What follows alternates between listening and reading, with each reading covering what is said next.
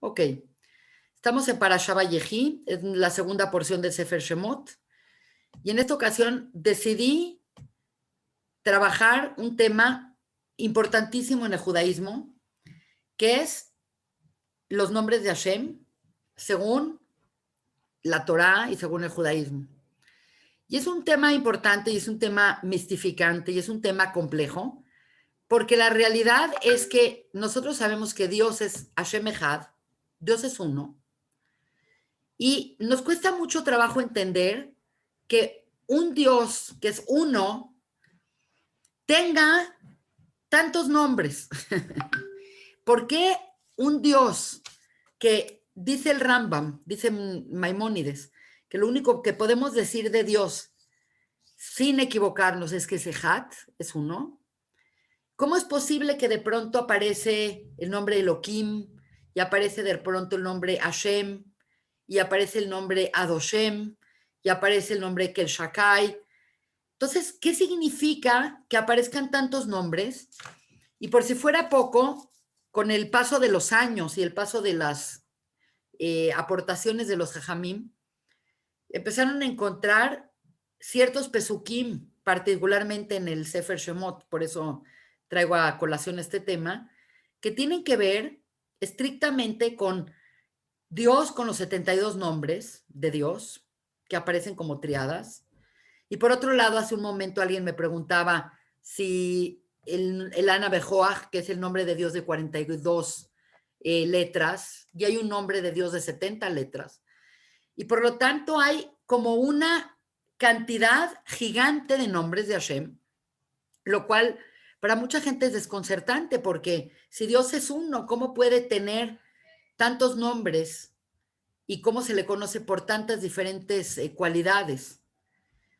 Y un poco en esta clase vamos a seguir el texto de la Parashá, que es la Parashá Vaera, y vamos a tratar de entender algunos de estos nombres, lo que significan y por qué aparecen tantos nombres. Por lo tanto, pues la realidad es que el, la situación por la que Dios aparece con tantos nombres y con tantas diferentes variaciones de nombres es debido a que nosotros no somos como personas, no somos uno.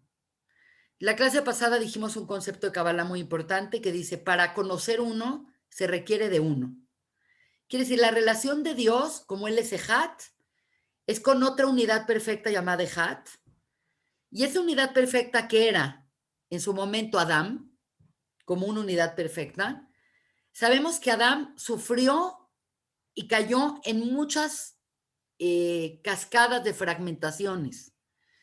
Por lo tanto, yo qué soy con respecto a Adán, o qué es Lili con respecto a Adán, o qué es Diana con respecto a Adán, somos un fragmento de Adán. Por lo tanto, el hecho de que vivimos en el mundo de Malhut, que es el mundo limitado por el tiempo y por el espacio, nos hace seres limitados que experimentan a Dios como una en facetas. No podemos experimentar a Dios en su totalidad. Definitivamente no lo podemos hacer. Y no es por una inmadurez ni es por nada, sino porque nosotros somos fragmentos y por lo tanto nosotros no podemos ver la totalidad porque nada más somos capaces de ver una faceta de esa totalidad. Es como si estuviera en el centro de un salón gigante, de un auditorio, un diamante, un polígono de 70 cortes diferentes y cada corte, tú puedes ver uno o dos cortes, pero tú no puedes ver lo que está atrás, tú no puedes ver lo que está a la derecha, lo que está a la izquierda. En su totalidad, si nos juntáramos todas las personas que estamos contenidas en ese lugar y ponemos y describimos lo que estamos viendo, entonces podríamos describir todo el total de ese polígono. Pero nosotros, al ser fragmentados, vemos a Dios de manera fragmentada. Por lo tanto, el tema se empieza a volver fascinante en el sentido de que la parashá, un segundo, la parashá comienza diciéndole Dios a Moshe en esa imagen que tenemos desde hace muchos años de que Dios se contactó con Moshe en el Sne, o en Sne significa la zarza ardiente, y vean las palabras que utiliza la Torá, y con estas palabras vamos a tener una clase completa, con este pequeño pasuk. Dice, Vayedaber Elohim, el Moshe, Beyomer Elaf, Ani Hashem. Le dijo, y habló Elohim, que es un nombre de Dios, que está acá en verde. El Moshe, le habló a Moshe, y le dijo a él, yo soy Yud Kei Vav Kei. De repente, ¿de dónde le dijo? Obviamente Moshe preguntó, porque estaba frente a un fenómeno sobrenatural que estaba sucediendo enfrente de sus ojos, y él maravillado dijo, ¿quién eres? Entonces, vemos acá dos nombres de Dios que aparecen en toda la Torá cientos de veces, el nombre Elohim y el nombre Hashem, que es el Yud Kei Vav Kei, y le dice lo siguiente, me revelé ante Abraham, ante Isaac y ante Jacob como Dios Todopoderoso, y usa la palabra El Shaddai, y no les permití que me conocieran por el nombre de Yud Kei Vav Kei. Entonces está bastante impresionante. Dice, me presenté con Abraham, el Isaac, el Jacob, como Bekel Shakai, que está acá en color amarillo, que es un nombre, otro nombre de Dios. Entonces, en este pequeño pasuk tenemos el nombre de Elohim, el nombre de Yud Kei Vav Kei, y nos está diciendo que sepas, Moshe, que Abraham, Isaac y Jacob, que te precedieron a ti, yo me presenté a ellos como El Shakai, como Shin Dalet Yud, pero el Shmi Yud Kei Vav Kei lo nodati lahem, no se los di a conocer a ellos. Lo cual es como, oh my God, ¿qué está hablando acá? Dios. Por supuesto que Abraham, Isaac y Jacob hablaron con Elohim, hablaron con Yud Kei Vav Kei. Entonces, ¿cómo es posible que Dios le dice que sepas que lo que tú vas a ver y que sepas que lo que yo te voy a enseñar a ti y a partir de ti, al pueblo de Israel, no va a ser lo que vieron tus antecesores, que son los Abot, sino ahora sí van a ver quién es Yud Kei Vav Kei. Hay varias preguntas. ¿Cómo que no se presentó con ellos previamente como Yud Kei Vav Kei? Sabemos que muchas veces Yud Kei Vav Kei habla con Abraham, habla con Isaac, habla con Jacob, pero lo que nos está diciendo el pasuk es que Abraham, Isaac y Jacob, por supuesto que hablaron con Dios, pero ellos pudieron entender a Dios en una faceta llamada Shin Dalet Yud, llamada Shaddai.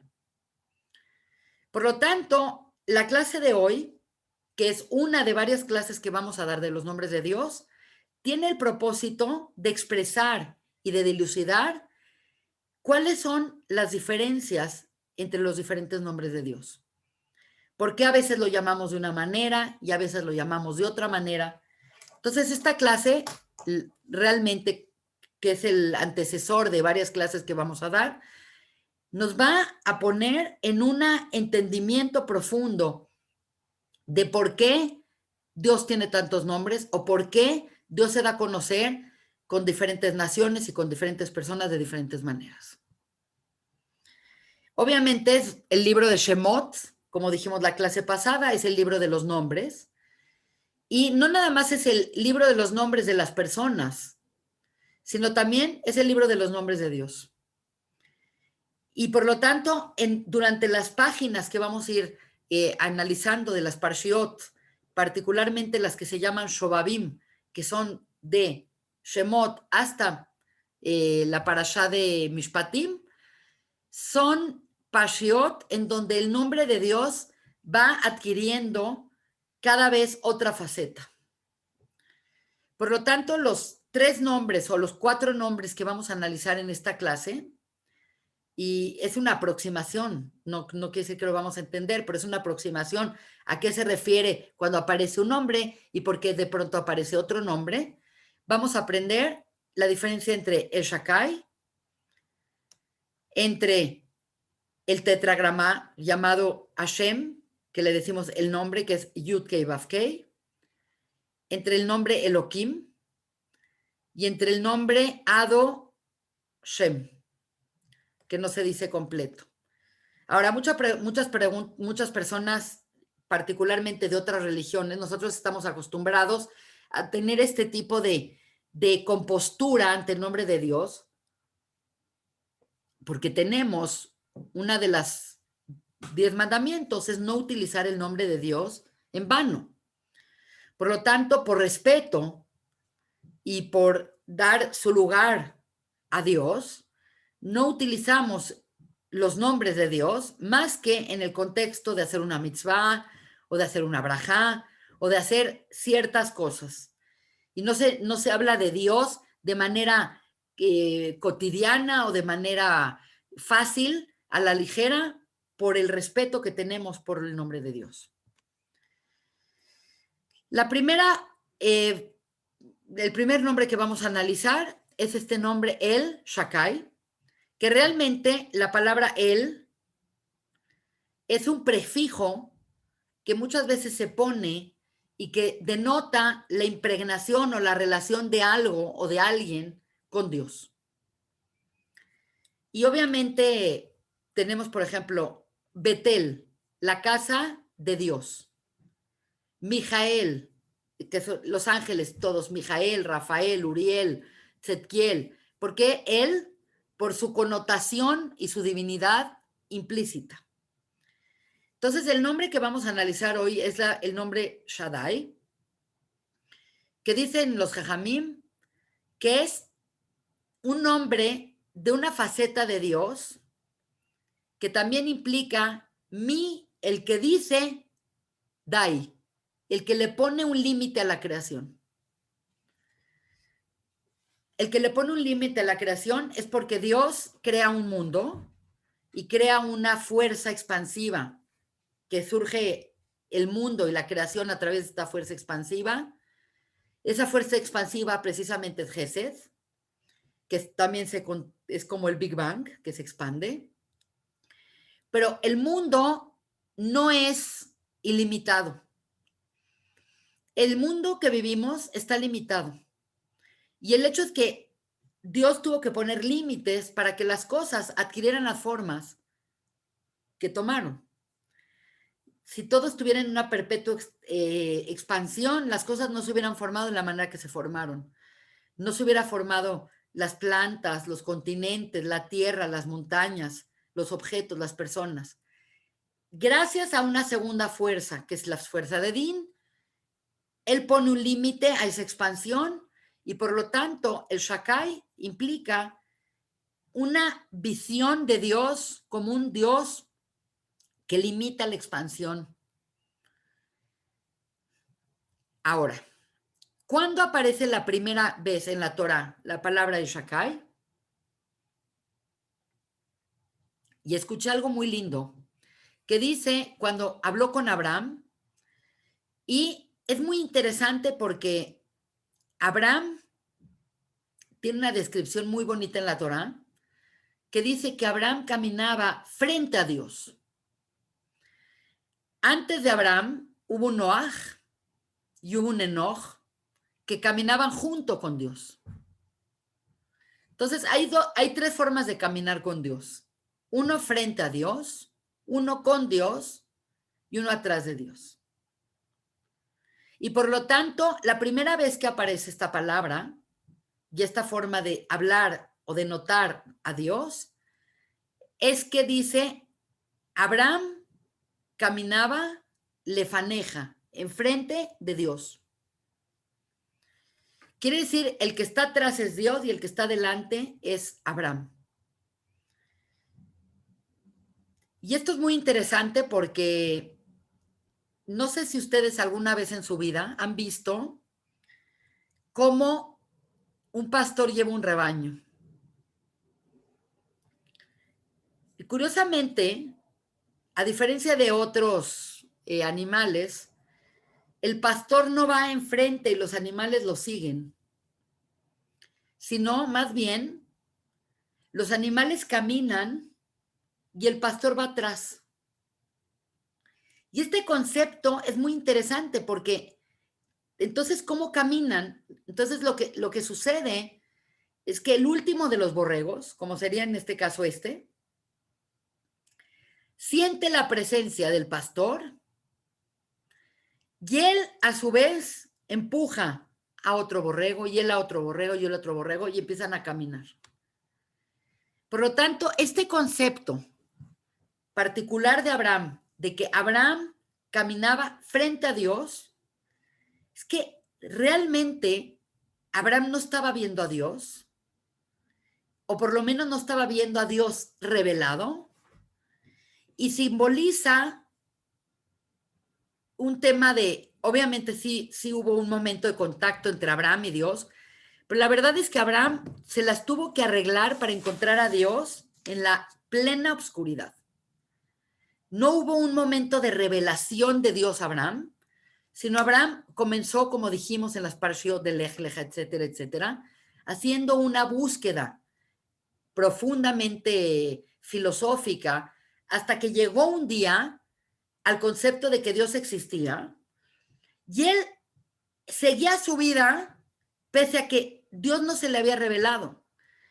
Nosotros pensamos que Lech Lecha le sucedió muy tempranamente a Abraham y la realidad es que Lech Lecha le sucede a Abraham a los 75 años. Quiere decir, tuvo 75 años de no ver a Dios y de caminar hacia donde tenía que caminar, pese a que no veía a Dios. Por lo tanto, este concepto del Shakai es un concepto que lo experimentaron todos los patriarcas, que es, a pesar de no ver a Dios o a pesar de no tener una revelación como la que tuvo Moshe en el Sne o tuvo Israel en Arsinai, o sin la intervención divina tan clara como la tiene en Misraim, ellos tenían la capacidad de seguir adelante como un rebaño sigue a su pastor porque lo siente, pero por atrás, lo que se llama ajor. Entonces, regresando un poco al que es el Shakai, dice el Zohar que el Shakai es como la luna. ¿Por qué como la luna? Porque como sabemos, la luna no tiene luz propia y la luna, cuando la ves, es porque se alinea al sol. Nosotros vemos la luna cuando la luna está alineada al sol, entonces el sol, que es una fuente de luz, le pega a la luna, que es un satélite que no tiene luz propia, y entonces deja que la veamos. Y en términos de la Kabbalah, el nombre del Shakai se ubica en el árbol de la vida, que ahorita vamos a ver al final, en la columna central, en la sefirá de Yesod, que es Yosef. Y cuando vemos la palabra Shakai, Shin, Dalet, Yud, Shin es 300, Dalet es 4 y Yud es 10, que forma la gematria de 314, que ahorita la vamos a ver con respecto a lo que es otra versión de Dios. Por lo tanto, hasta ahorita lo que estoy tratando de explicar es que no es que los Abot no conocieron a Dios, claro que conocieron a Dios, hicieron un pacto con Dios, hicieron cosas con Dios, pero ellos percibían a Dios por atrás, un poco como ciegamente, un poco como sin revelación, es lo que quiero expresar. En cambio, el nombre que a partir de Moshe se revela, y se revela como el nombre con el que el pueblo de Israel va a tener su relación única y íntima, es el nombre que nosotros llamamos Hashem, el nombre. Decir Hashem significa decir el nombre. ¿Cuál es el nombre? Yud Kei Vav Kei. Y el nombre Yud Kei Vav Kei también se puede llamar Havaya, no se pronuncia por la grandeza y por el respeto que este nombre representa. Y curiosamente, el nombre Hashem, que es Yud, Kei, Vaf, Kei, tiene la gematria de 10, 5, 6 y 5, que es 26, que curiosamente cuando sumamos el Shakai, que es 314, más 26, que es el nombre de Yud Kei Vaf Kei, tenemos 340. 340 es la gematria de Shem, el nombre. Quiere decir, de todos los nombres de Dios, el que más nos aproxima a entender de manera más profunda y más íntima a Dios es Yud Kei Vav Kei. Y por lo tanto, la presentación de este nombre de Yud Kei Vav Kei implica que es revelado, que es Dios no atrás, sino Dios enfrente, mostrando su grandeza, mostrando sus maravillas, mostrando sus milagros y mostrando que Él puede intervenir en el mundo natural.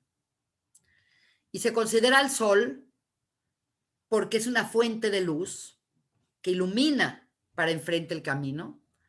Entonces, los patriarcas lo sintieron por detrás, lo sintieron Nahor, y en cambio el Yud Kei Vav Kei es un encuentro panim, de frente. Y es un encuentro panim porque la gente que experimentó a partir de Moshe, lo que fue Yetziat Mitzrayim, lo que fue las maravillas de salir de Egipto, lo que fue las plagas, lo que fue abrir el mar, lo que fue vivir en el desierto, lo que fue recibir el maná, lo que fue recibir la Torá, fue una generación que tuvo el sejuto, tuvo la capacidad de ver a Dios enfrente. Y se considera que este nombre tiene que ver con Tiferet, que es Jacob, Tiferet, y que es realmente el sol. Como ustedes saben, todo surge porque Moshe estaba pastoreando a las borreguitas de su suegro Yitro, cuando de pronto vio un fenómeno sobrenatural. No es raro que una persona encuentre una zarza quemándose en el desierto. Es un fenómeno natural. Pero lo que no es natural es que este proceso de que se estaba incendiando esta zarza se llevó a cabo durante 7 días. La Torah no nos dice cuánto tiempo pasó, pero el Midrash sí nos dice que el encuentro del árbol, de la zarza ardiente, del Sne, fue un encuentro que duró 7 días. En donde Moshe le llamó la atención ver un fenómeno sobrenatural y se dio cuenta que estaba frente a una presencia suprema, fuera de este mundo, fuera del mundo natural, y bajó su cara porque se dio cuenta que era algo que era más allá de lo que él podía explicar, y cuestionó esa fuerza. ¿Quién eres? Por lo tanto, ante el cuestionamiento de Moshe, Dios le dice, yo soy el que soy. Y le da la clave de yo soy, Yud Kei Vav Kei, que significa todas las permutaciones que tiene el verbo ser en hebreo. Allá, el que fue, Obe, el que es, Veille, el que será. Tendremos en alguna otra ocasión, en otra clase, el análisis profundo del Yud Kei Vav Kei. Tengo un libro del rabino Abulafia que trata exclusivamente de entender esto a un nivel profundísimo, pero lo que significa es que cuando alguien fue, es y será, te está hablando de una dimensión de eternidad. Quiere decir, siempre estuve y siempre estaré. Quiere decir, estoy encima de la creación. Eso es lo que significa allá o B, B y Y. Por lo tanto, la eternidad implica que estoy por encima del tiempo, del tiempo, y estoy también por encima del espacio. Por lo tanto, soy, y este nombre es el nombre que utilizo y que utilicé para crear. Y entonces, Moshe, a partir de este momento, su relación particular es con una faceta de Dios que aparentemente no se había revelado de esta manera, porque tampoco nadie le había preguntado quién eres. Es como bueno, es el rey, o es esta persona, o es la maestra, pero tuvo un encuentro con un ser que fue y le dijo, ¿quién eres? Dime tu nombre. Y entonces él se revela con este nombre de 4 letras tan especial, que es parte, no sabemos, obviamente, evidentemente, no es el único nombre de Dios, pero lo que sí podemos afirmar es que es el nombre con el que Dios creó el mundo y creó toda la creación. Entonces, el nombre Yud-Kei Vav-Kei implica la permutación de todas las posibilidades del verbo ser. Fue, es, será, hubiera sido, tendría que ser, todas las connotaciones y diferencias que pudiera haber en el verbo ser, las tiene Dios. Por eso dice, yo soy el que soy. Él es la existencia pura, y la existencia pura no es el que se está volviendo o el que ya fue, sino es el que es. Y que siempre es lo que es. Esta eternidad y este concepto de no cambio en Dios.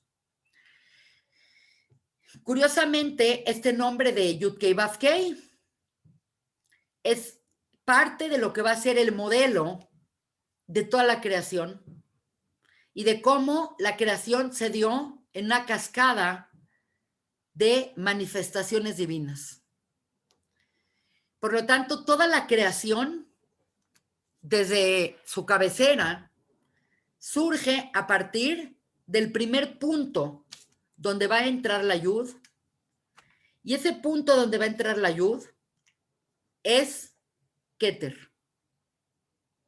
Quiere decir, el escriba, antes de escribir una letra, apoya la pluma en el papel. Ese punto se llama Keter. No está bien este diagrama, pero no encontré nada mejor. Entonces, la punta es yud, la punta del yud es Keter. El yud es Jochma. El hei es Binah. Se considera que las sefirot contenidas de Gesed a Yesod, llamadas Zeirampin o el rostro pequeño, se llaman la Vav. Y el hei final es Malhut. De esta manera podemos entender la correlación que tiene esto con la primera emanación, que es Adam Kadmon, que es el equivalente a Keter. Jochma tiene su equivalencia con Atzilut. Ahorita lo vamos a hacer en un diagrama. Binah tiene su correlación con el Olam Habriá, el mundo de la creación. La Vav tiene su correlación con el Olam Yetzirah, el mundo de la formación. Y la Hei final tiene su connotación con Olam Asiá o Malhut, que es la Hei pequeña. Entonces, lo que estamos tratando de explicar, ay, qué horror, pero algo le pasó a mí, WhatsApp, que no me permite, sí, ya me permite, ya, permítanme. Curiosamente, lo que estamos acá tratando de explicar es lo siguiente. Tenemos Keter, Jochma, Binah, Gesed, Din, Tiferet, Netzach, Jod, Yesod y Malhut.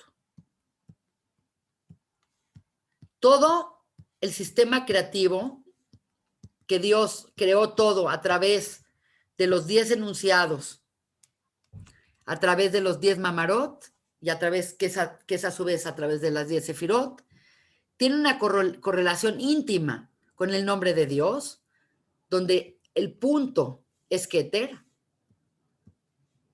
el Yud es Jochma, el Hei es Binah,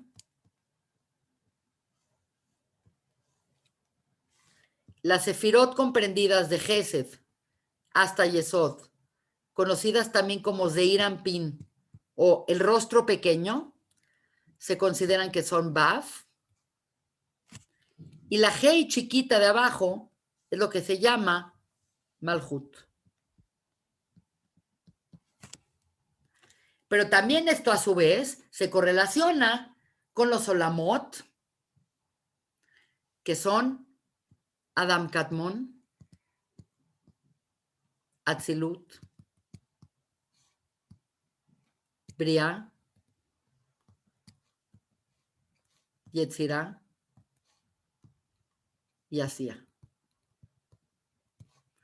Si fuese un examen de opción múltiple, diríamos Asía es Malhut, Yetzirah es Zeir Anpin, Briah es Binah, Atzilut es Jochma y Adam Kadmon es Keter. Por lo tanto, todo el sistema creativo resuena con el nombre de Dios, y por si fuera poco, nuestra Neshama tiene un aspecto en cada uno de estos mundos, de tal manera que la persona tiene la capacidad de vivir una vida en Nefesh, con conciencia baja o conciencia nula, Ruach, con un aumento de conciencia, Neshama, con otro aumento más grande, mucho más grande de conciencia, y hay estados de hiperconciencia, también conocidos como Hayá y Yehida. Por lo tanto, la relación de Hashem con nosotros es porque existe la posibilidad de la humanidad de vibrar en la misma frecuencia con la que Dios vibró al hacer la creación. Quiere decir, la misma vibración del hombre en diferentes estados de conciencia le permite elevarse por el sistema de la creación de los Olamot y del árbol de la vida para contactarse con Akadosh Baruj Hu. Por lo tanto, esta parashá, donde Dios le dice a Moshe qué es Yud Kei Vav Kei, es el principio del desarrollo de lo que nosotros entendemos, que es Dios. Obviamente nadie va a entender qué es Dios, porque ni siquiera Moshe pudo entender qué es Dios. Pero por lo menos podemos tratar de vislumbrar y de entender que tenemos diferentes aspectos de entendimiento.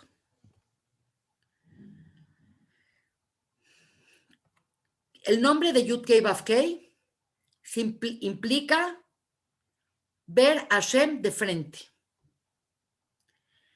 Ver a Hashem haciendo las maravillas que hizo en Egipto. Ver a Hashem revelándose. Ver a Hashem metido, invertido en la historia de la humanidad. Por lo tanto, a partir de este momento, es cómo Hashem se va a dar a conocer, no nada más a los egipcios, sino también a los judíos y a todos, la humanidad. Es como una carta de presentación de otro aspecto de Dios que no es el aspecto de nada más Dios el que crea y pone un límite a la creación. Por lo tanto, quiero hacer un cuadro sinóptico según los diferentes jajamim. ¿Qué significa para Rashi el Shakai versus Hashem, para el Ibn Ezra y para el Ramban, que es Nachmanides. Rashi dice que cuando Dios se presentó a los patriarcas y les dijo El Shakai, es que Dios les prometió a los patriarcas cosas que no vieron su cumplimiento en vida. Permítanme un segundo porque se volvió muy oscuro mi cuarto. Un segundo.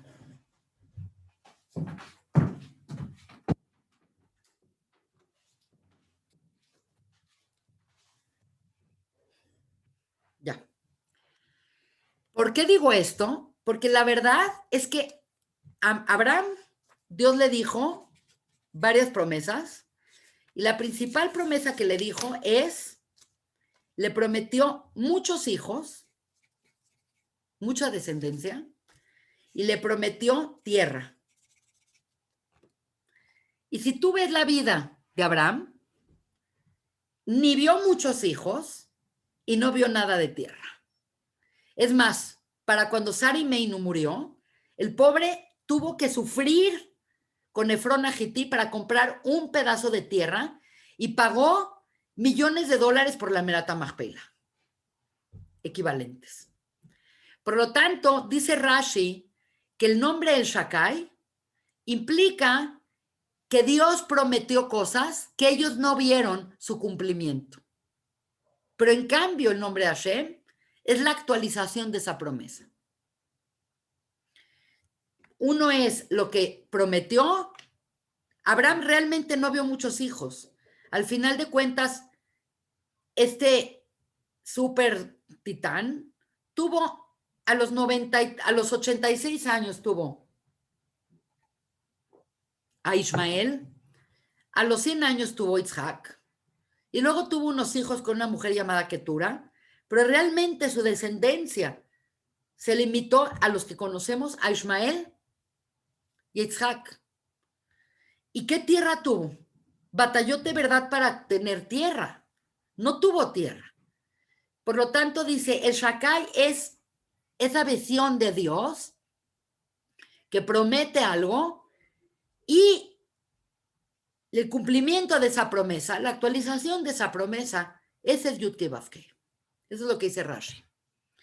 El Ibn Ezra es uno de los comentaristas más divertidos que tiene la Torá.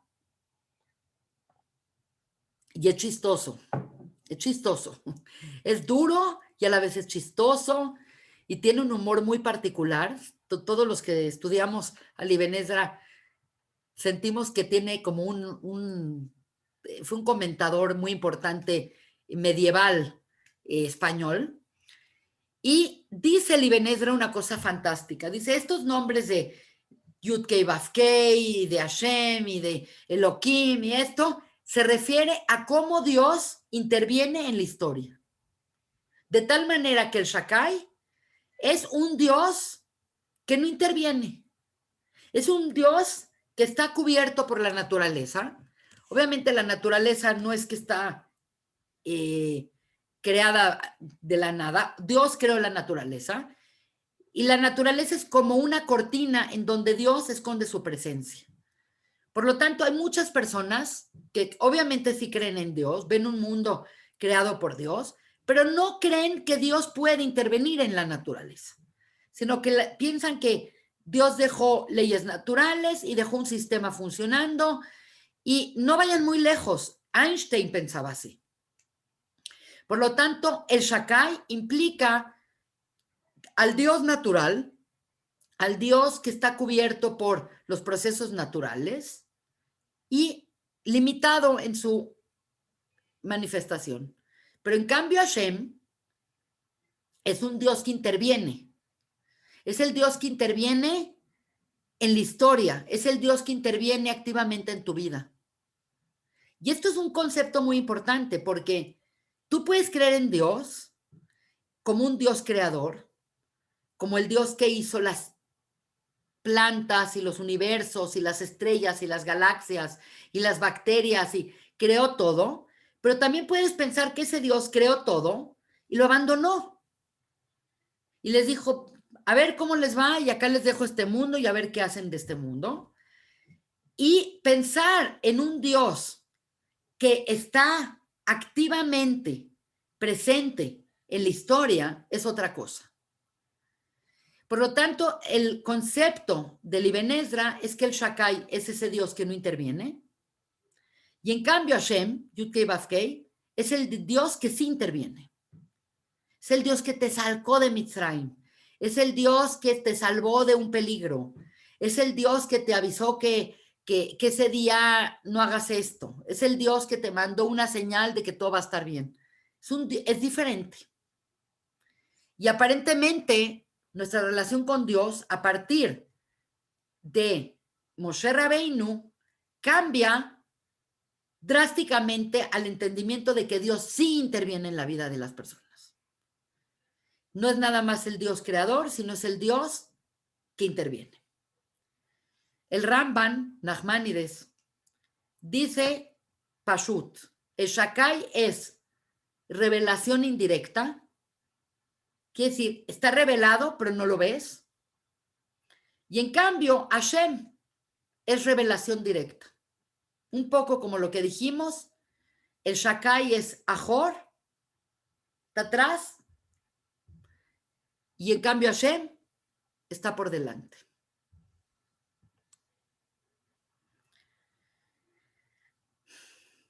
Antes de pasar a los otros nombres de Dios, quiero explicarles un concepto muy, muy interesante que en otras clases lo he mencionado, pero acá viene mucho más al caso mencionarlo, que es lo siguiente. En su proceso creativo, hemos visto que Dios creó un sistema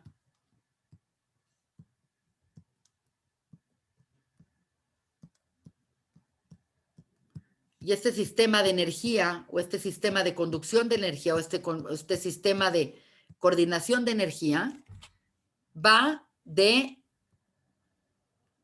or, de la luz infinita, hasta el mundo material.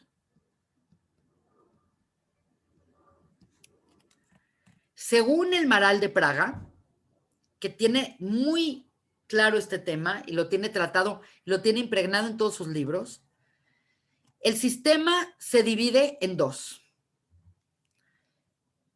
Por un lado está la parte de Yud-Kei, conocida como la tríada superior, y en el otro sistema está el Vav-Kei. Y el concepto es que esto, si ustedes cuentan, son 7.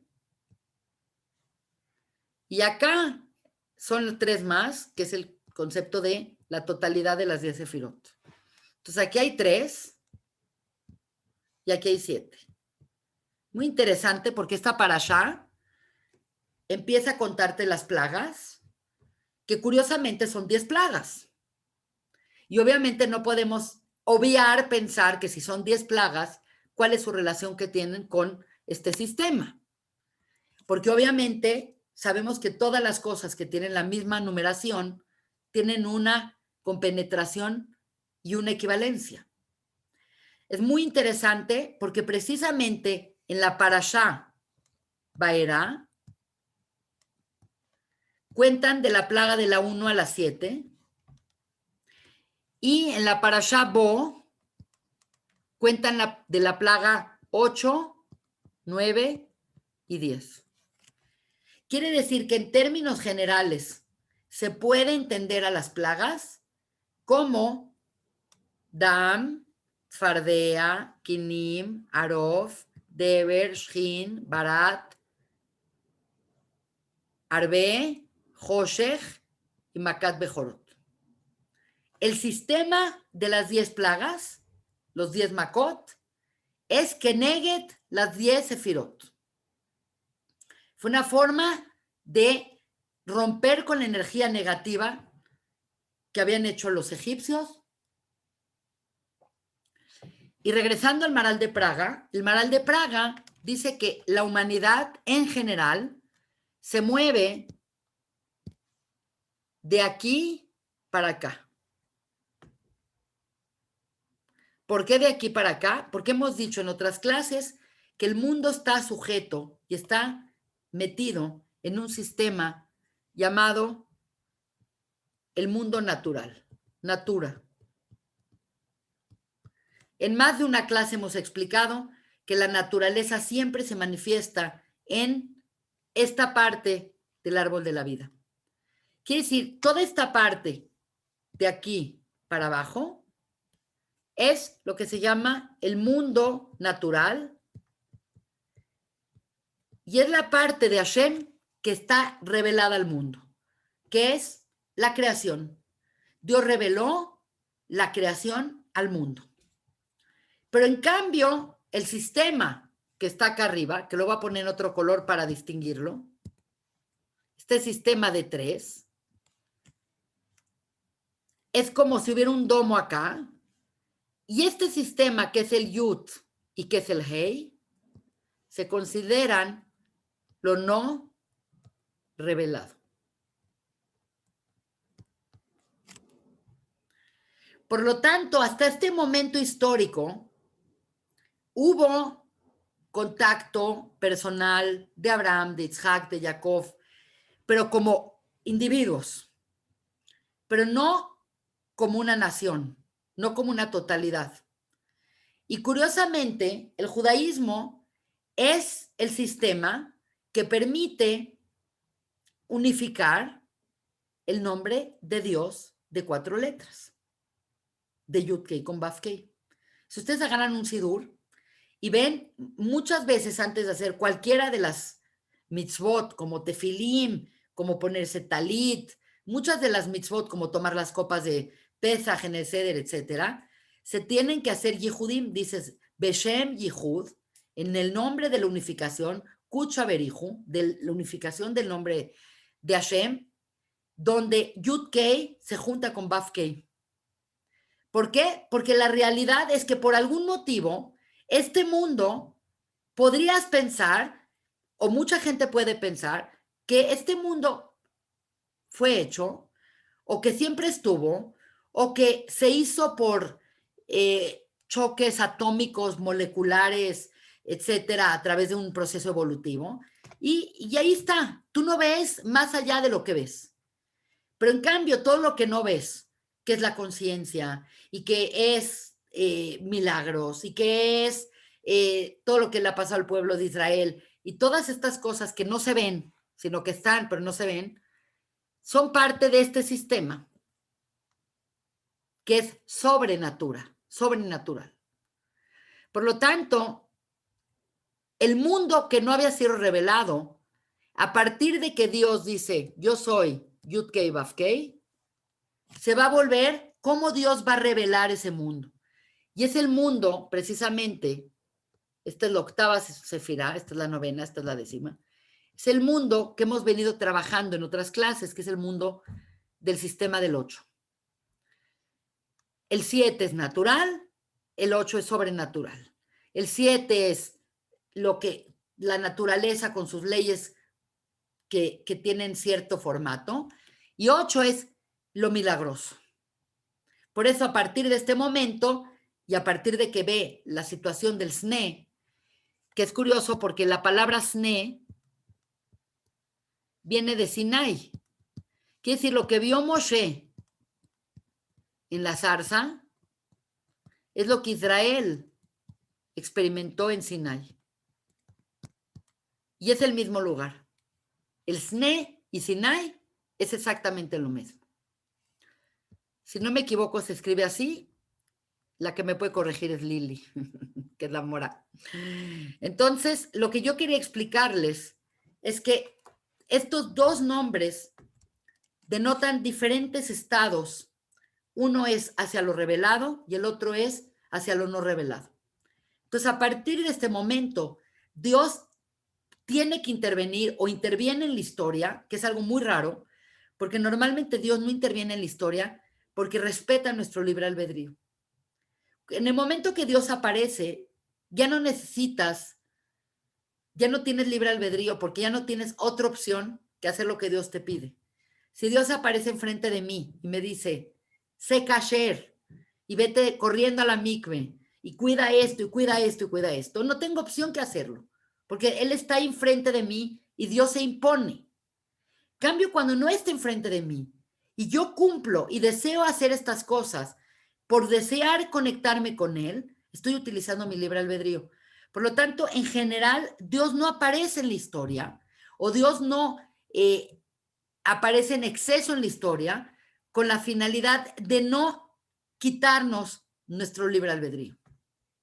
Lo que pasa es que hay momentos históricos en donde tuvo Dios que abrirse y revelar quién es Él para que el mundo pudiera ir en el curso y poder llegar hacia un ticún. Entonces, permítame un segundo y vamos a regresar. Tomando en cuenta todo lo que hemos dicho, ¿qué es Elohim? Entonces, es muy interesante porque Elohim es una palabra plural.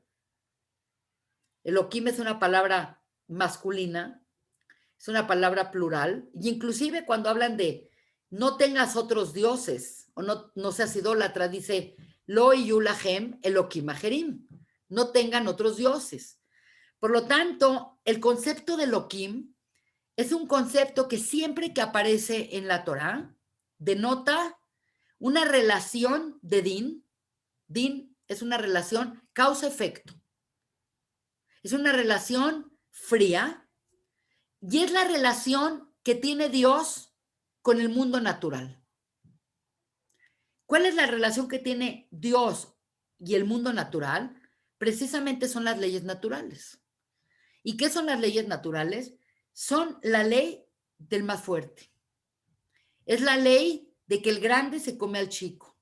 Es la ley de la sobrevivencia del más apto. Es la ley de que el tigre se come a la gacela cuando nace. Es el tiburón que se come a los peces.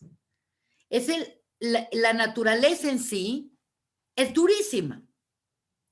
Es durísima. Cuando tú ves estos programas de Animal Planet y ves lo que se vive en la sabana y lo que se vive en la selva, es durísimo. No hay compasión y no necesariamente hay bien y mal. Por lo tanto, la palabra Elohim tiene la misma gematria que la palabra Hateva, que es el número 86, y significa multiplicidad. Por lo tanto, la humanidad, en términos generales, en general, todas las naciones sí creen en Elohim, pero creen en Elohim como fuerzas múltiples. La fuerza como en México era el Tlaloc y el Huitzilopochtli, y en Roma en los griegos era Zeus, y y el otro. Quiere decir, cada fuerza de la naturaleza tenía un dios y había multiplicidad. Por lo tanto, para los Yehudim, el nombre de Elohim denota din y siempre denota a un dios haciendo justicia o exigiendo. Y lo que sucede es que para nosotros, como decimos en Yom Kippur, decimos Hashem u Elohim. No hay Elohim y hay Hashem. Para la gente puede ser que sean dos deidades distintas. Para nosotros, Hashem u Elohim. No hay otro. Otro nombre importante, ahorita vamos a ver cómo se acomodan todos estos nombres en el árbol de la vida. Otro nombre muy importante es el nombre de Adoshem, Adonai, que es curiosamente el nombre de Dios en el mundo del Malhut. Entonces lo usamos para decir brajot, lo deseamos para decir bendiciones, y la palabra Adoshem tiene la gematria del 65. Y curiosamente, el entrelazamiento entre este nombre y el Yud Kei Vav Kei, que es cómo correlacionarnos con todo el sistema, nos da la gematria de 91. Y precisamente es la misma gematria de la palabra amén, que significa que lo que está arriba se materialice abajo. Entonces es muy interesante porque este es el nombre que se relaciona con Hashem con respecto a Malhut. Entonces, para no decirlo, decimos Adoshem. Y obviamente hay muchísimos nombres más, pero creo que en esta clase, con estos nombres, vamos a quedar más que claros. ¿Cómo se posicionan los nombres de Hashem, los diferentes nombres de Dios en el árbol de la vida? Entonces, lo que estamos tratando de entender es que dependiendo qué faceta estamos viendo de Dios, es como describimos a Dios. Por eso es tan interesante que de pronto Dios en la Torah es descrito como un Zaken, un anciano, Malé Rahamim, lleno de misericordia, que te imaginas a un viejito divino, bueno, y un minuto después hablan de Dios como Hashem Tsebaot, Hashem Uish Milhamá. Dios es el general de las huestes, es un hombre de la guerra. ¿Por qué esto? ¿Por qué verlo como un anciano lleno de misericordia y verlo como un guerrero? Obviamente es por la incapacidad que tenemos de ver esa totalidad. Estamos totalmente limitados por el tiempo y por el espacio y por nuestra percepción. Y el hecho es que cada quien de los patriarcas se relacionó con otro aspecto de Dios. Cuando tú ves a Abraham, Abraham deseó relacionarse con Dios y deseó copiar. Entendió que en el mundo espiritual, para acercarte a algo, entre más te pareces a algo, entre más vibras a eso, te fusionas. Es como si yo toco el do y tú tocas un do. Al final no hay dos dos. El do, mi do y tu do se unifican en una unidad.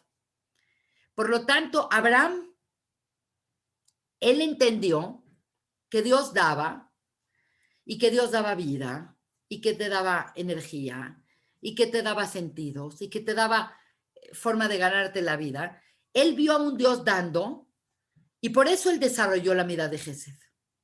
Porque dijo, yo me quiero parecer a lo mismo de Dios, yo quiero también dar. Y cuando yo quiero dar, pues tengo que hacer Gesed. Para estar cerca de Dios, tengo que imitar a Dios. Este concepto de imitar la energía divina es lo que nos va a acercar a Dios. Cuando la gente me dice, es que ¿cómo me acerco a Dios?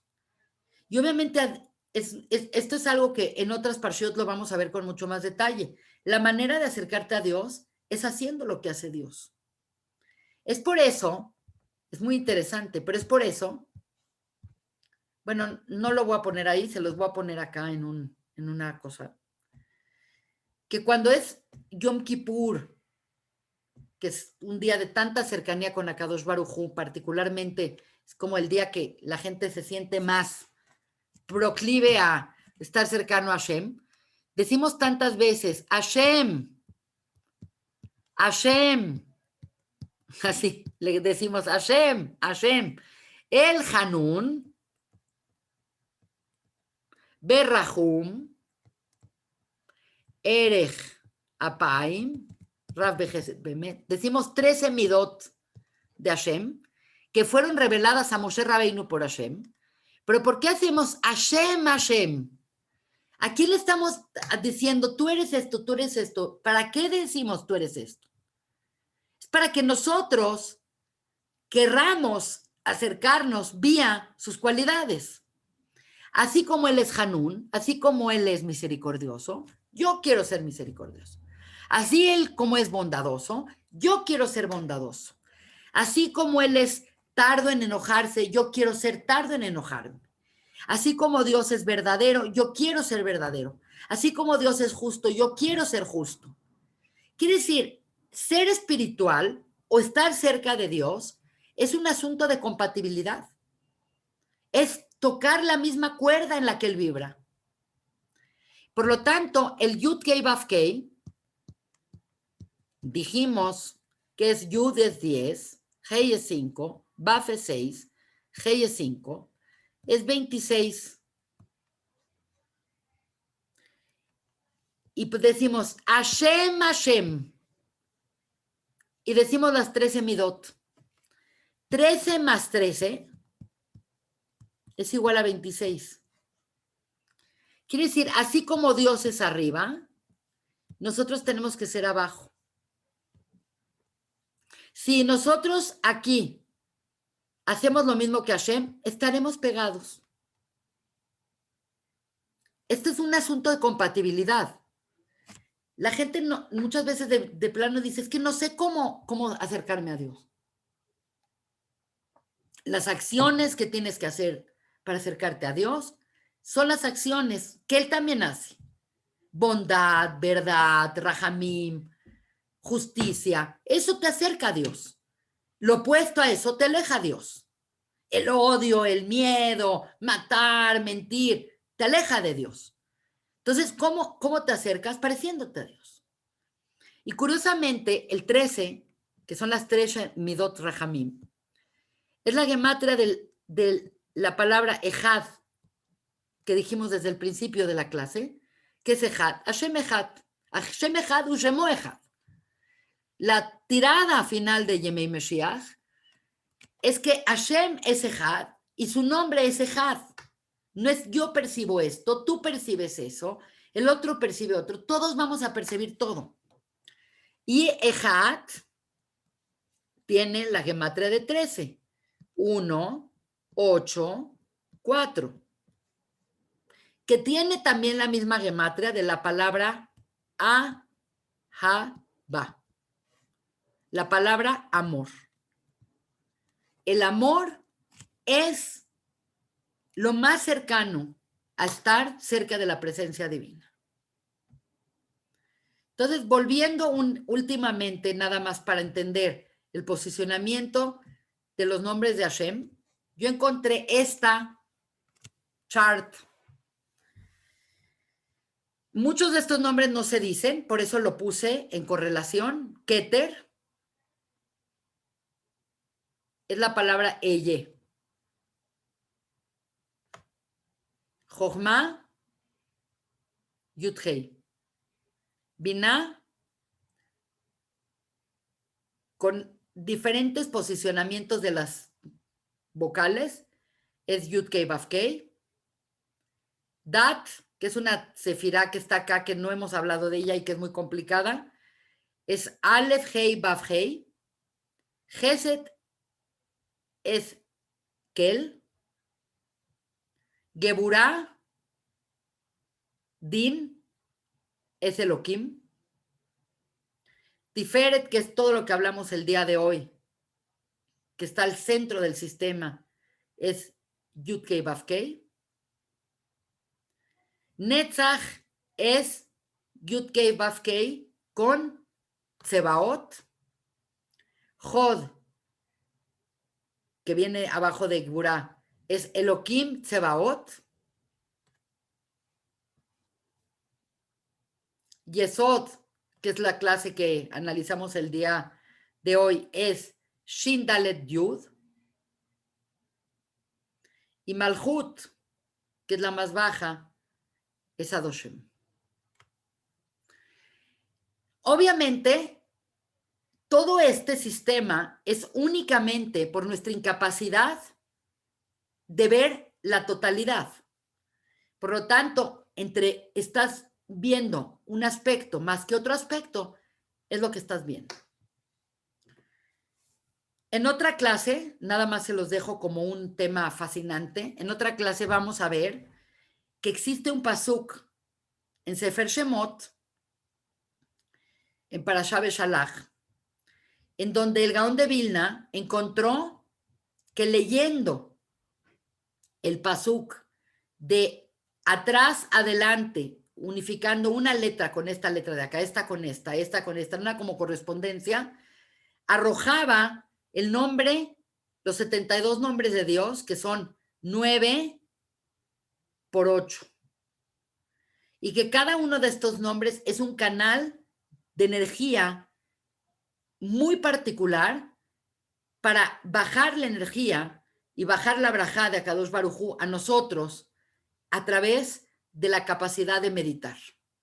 Son nombres que nunca se dicen, sino son los nombres que conocemos a Hashem como si fuesen hilos energéticos para nosotros meditar. Siempre es bajo un esquema contemplativo. Me gustaría mucho oír sus preguntas. Hay muchos más nombres, pero creo que con esto tenemos, pero muchísimo, pero es una forma de entender que cada nombre en efecto denota una cualidad de Hashem y de cómo esa cualidad interviene hacia nosotros y cómo nosotros la percibimos. Entonces es un tema muy fascinante y que vamos a continuar, Bezrat Hashem, porque así como está las Parshiot, nos va a tocar no inmediatamente ver lo de la tabla de 72 nombres, y en algún momento nos tocará ver todo lo que se desprende del nombre de 42 letras que está encriptado en las tefilot del Ana Bekoach y en alguno de los salmos, que están, es increíble, pero lo que hicieron los grandes cabalistas, o lo que hizo el rey David, o lo que hicieron los jajamim, es que ellos de una manera como neumotécnica, una manera, dejaron un tesoro incrustado en algunas tefilot. Entonces, de tal manera que nosotros leemos un salmo y el salmo tiene un tema y tiene una cadencia y tiene un significado, y después de repente ves que está estructurado utilizando diferentes nombres de Hashem. Entonces, el tema de decir salmos y de decir ciertas tefilot, particularmente el Ana Bejoach, que es una tefilá pues que está muy de moda ahorita, y que la hizo Rav Nehunia Ben Akana en el siglo II, no es que es un sistema para cómo nosotros relacionarnos con esa energía y cómo poder meditar en las diferentes energías para traer la brajá y la bendición a nuestras vidas. Por favor, háganme preguntas. Estamos acá.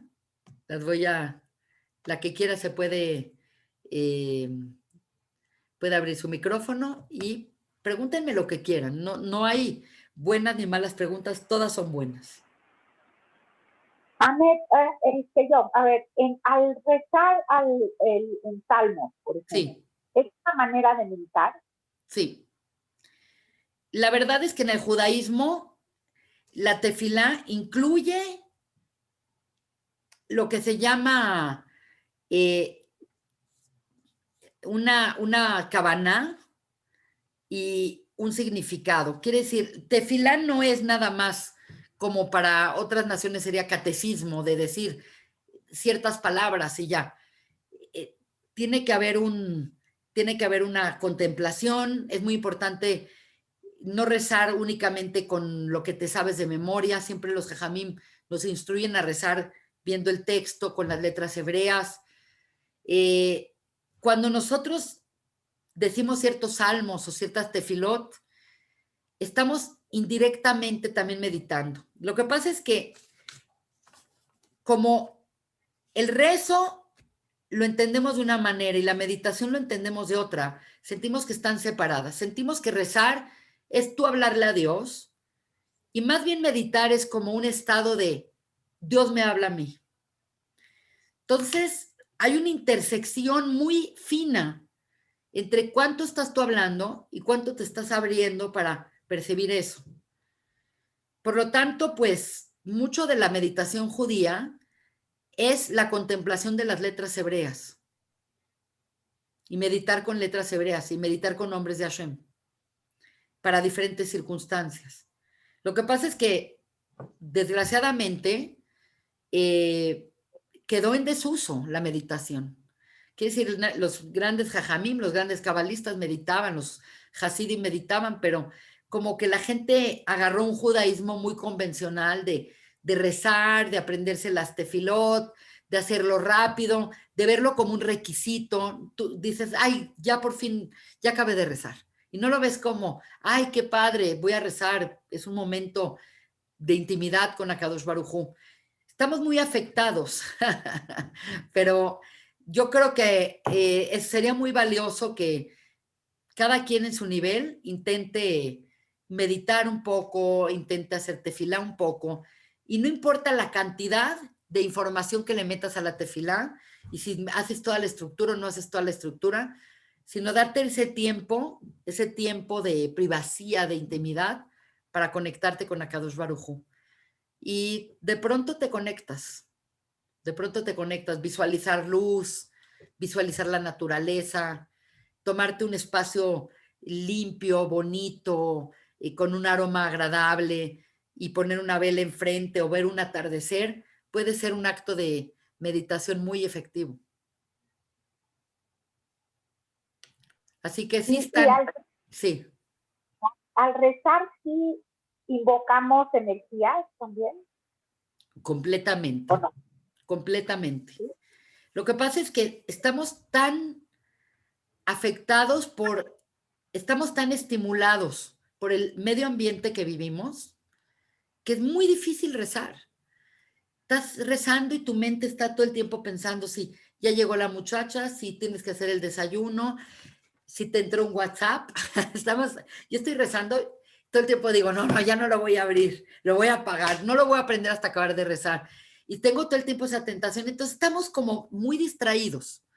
Entonces, nosotros como mujeres que no tenemos esta obligación de rezar con horario y todo eso, tenemos que dejarnos un espacio, aunque sea de 10, 15 minutos, en donde nadie nos moleste, donde no haya ruidos, donde, aunque sea en la noche, aunque sea muy temprano en la mañana, que no haya distracciones y ver qué tefila nos jala. Y esa tefila se puede meditar con el Shema Israel, se puede meditar con Teilim, se puede meditar con el Anabejoach, se puede meditar con el Baruch Shamar. Cada tefilá tiene una belleza y hay gente que se favorece una tefilá sobre otra. Hay gente que dice, mi favorita tefilá es esta. Si hay algo que es favorito para ti, hazlo. ¿Qué es Yo el creo, Ketoret? mandé El Ketoret el entra también. Ketoret. Ketoret es una tefilá que se dice todas las mañanas, Y yo eh, la, que se preparaba, el Ketoret era la preparación del incienso. Y lo que pasa es que se volvió ahorita muy famoso, siempre se ha dicho, no creas que es una cosa nueva, y está en el Sidur y está en Shaharit, pero la porción del Ketoret se volvió muy importante porque se develó en la Kabbalah que toda la tefilá del Ketoret tiene una fuerza muy, muy grande para terminar con decretos negativos y para una segulá en Parnasá muy importante.